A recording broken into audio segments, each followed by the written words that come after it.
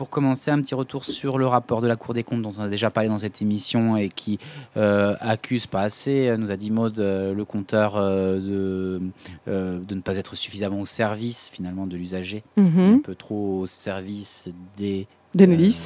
Voilà, des intérêts d'Enedis qui les posent.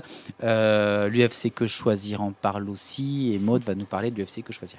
Et oui, parce que en fait, si vous vous souvenez, donc il y a quelques semaines, en fait, je vous avais un petit peu parlé de ce rapport de la Cour des comptes, même plus qu'un petit peu d'ailleurs, dans ce qu'il avait d'intéressant, c'est-à-dire la dénonciation du fait que évidemment, ça allait être prélevé sur nos factures, le coût du compteur Linky, même si c'était donc en décalé, ce qui contredisait ce qui nous avait été raconté depuis le début, c'est-à-dire c'est gratuit pour le consommateur. Donc c'était pour souligner cet aspect-là. Également donc le fait qu'il y avait 500 millions on pourrait dire de RAB qui allaient être récupérés par Enedis parce que en fait avec ce financement différé, il avait été négocié avec la CRE, la Commission de régulation de l'énergie, qui en fait serait prélevé sur les factures des personnes un peu plus que le coût estimé des compteurs Linky et donc de leur déploiement, avec une plus-value, un pourcentage, si vous voulez, de près de 5%, alors que Enedis se finance à 0,77%, je crois, au niveau d'un prêt concernant ce projet. Donc la plus-value représentait 500 millions d'euros. Voilà.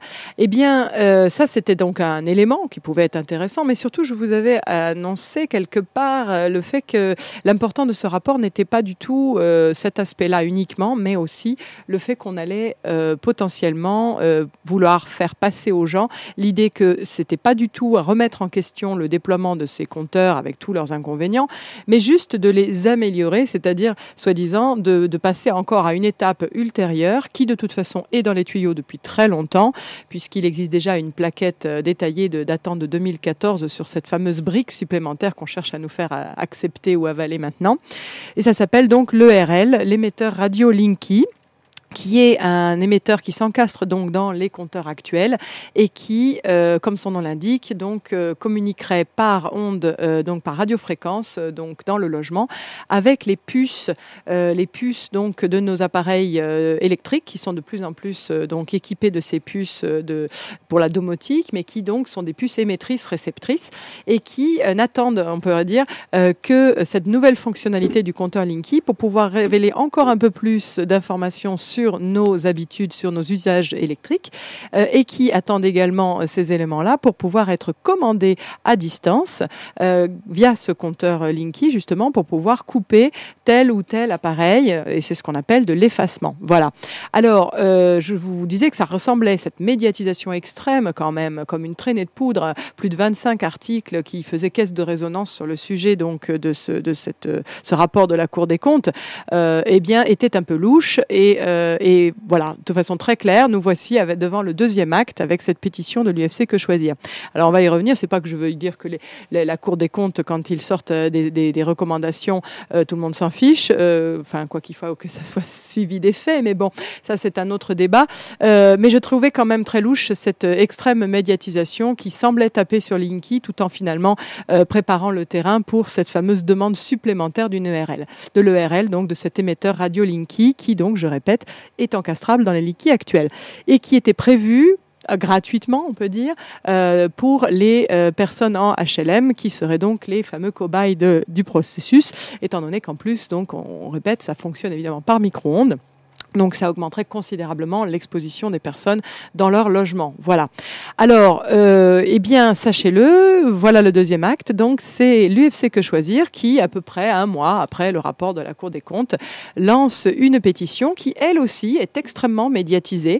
Alors là, c'est pareil. J'ai recensé pour à peu près une quinzaine d'articles de journaux, soit originaux, soit des redites qui font référence à d'autres, qui font là aussi caisse de résonance, y compris des fois alors que la pétition de Que Choisir n'avait encore que 10 000 signatures. Alors autant vous dire que ça ne représentait pas grand-chose, mais on commençait déjà à dire, regardez, déjà 10 000 signatures.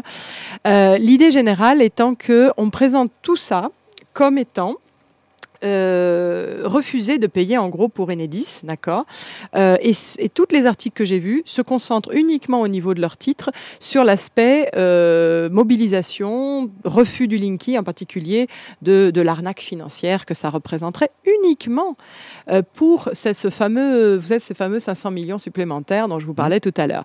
La remise en cause des 5 milliards ou des 8 milliards de cette vaste opération qui met à la poubelle 35 ou 39 millions de compteurs, les chiffres varient, eh bien, ceci, personne n'en parle, et pas l'UFC Que Choisir non plus. Et ce qui est par contre particulièrement criant dans cette pétition, c'est la demande qui est claire. Ils nous disent, voilà, nous demandons aux autorités publiques, l'État, Commission de régulation de l'énergie, d'intervenir pour améliorer le dispositif, particulièrement au niveau de l'information des usagers sur leur consommation, pour en faire un véritable outil de maîtrise de la consommation énergétique. Donc là, l'idée, c'est pas du tout de dénoncer beaucoup de choses qui se passent et dont on va peut-être avoir le temps de parler à cette émission, c'est-à-dire les incendies, sinon on en parlera la semaine prochaine.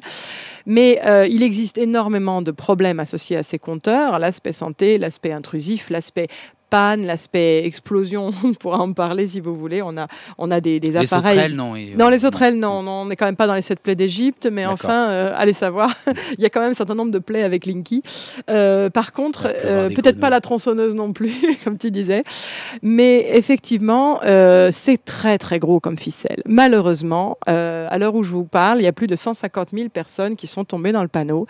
Alors, je sais bien que l'aura de l'UFC Que Choisir peut prêter à penser alors oui, dans le panneau de cet aspect on remet pas en cause les problèmes majeurs de ce compteur. On demande à garder le compteur. On demande simplement à rajouter en plus l'ERL, parce que l'ERL va permettre de communiquer avec un boîtier déporté. La pétition de l'UFC dit est un panneau. On veut bien le compteur. Oui. À condition de rajouter ce fameux machin qui balance des ondes. Exactement. Que vous voilà. dénoncez en tout disant à fait. Qui balance des ondes et qui en plus qui permettrait une meilleure maîtrise de l'énergie. Alors, attends. J'ai mis un conditionnel. Voilà, qui permettrait, tu as bien raison de mettre un conditionnel. C'est ce fameux boîtier déporté dont on a déjà parlé au cours des dernières semaines, comme étant fourni gracieusement dans le cadre, par exemple, du déploiement en Angleterre.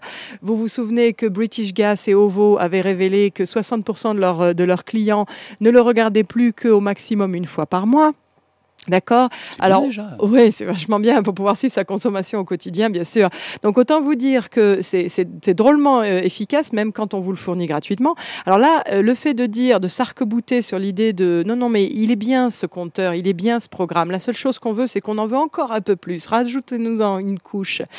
C'est effectivement tomber dans le panneau que de signer cette pétition. Je suis désolée, parce que l'UFC Que Choisir joue sur son nom, là, sur sa réputation, mais en pratique, on voit bien que c'est on va dire une pratique d'échec en 2 temps, avec préparation du terrain et médiatisation du rapport de la Cour des comptes, et puis crac, un mois plus tard, pétition plutôt populaire pour réclamer l'ERL. On veut notre ERL, quoi. Et ça va permettre, je suppose, c'est l'acte 3 en suppodore, si cette pétition est suivie de beaucoup de personnes, parfois beaucoup de personnes, ça va permettre ensuite donc au gouvernement peut-être de légiférer en accordant à tous la chance d'avoir gratuitement l'ERL, tout comme pourraient l'avoir justement les personnes en HLM. Alors sachant quand même, je ne sais pas la véracité de cette source. HLM. Moi je ferais une chanson. La véracité de cette source, mais je vais quand même vous citer un petit peu ce qu'on aurait entendu par la bande, c'est-à-dire que l'ERL dans les Linky actuels serait déjà en place et qu'il n'attendrait que son activation. Voilà. Alors allez savoir, tout ceci est peut-être une préparation du terrain pour pouvoir dire, bien regardez, on vous le fournit gratuitement, maintenant c'est inclus. Il n'y a pas de raison que les consommateurs n'aient pas la possibilité d'avoir leur ERL avec leur fameux petit boîtier déporté qui, je le rappelle, au départ, devait nous être facturé. Voilà, donc l'UFC Que Choisir ne fait que demander que ça soit donné gratuitement à tous pour qu'on puisse tous bénéficier de cette nouvelle couche d'irradiation et de cette nouvelle intrusion, car je le rappelle, c'est pour aussi plus finement encore récupérer des informations sur l'usage de ces différents appareils électriques équipés de puces, mais c'est également pour pouvoir les contrôler à distance et les couper à distance. Je vous réfère à cet article du Figaro, donc un des nombreux articles qui parlent de cette pétition, comme je vous en parlais tout à l'heure. C'est Linky, UFC Que Choisir lance une pétition pour dénoncer le financement des compteurs. Ça date du 9 mars donc 2018. Et je vous cite un extrait donc de cet article. C'est en particulier le représentant de l'UFC, Nicolas Mouchnino, qui souligne la forte potentialité de Linky. Donc eux, ils sont acquis à la cause, c'est clair, et qui mentionne notamment l'enjeu de la transmission en temps réel de la consommation énergétique, pour l'instant non effective.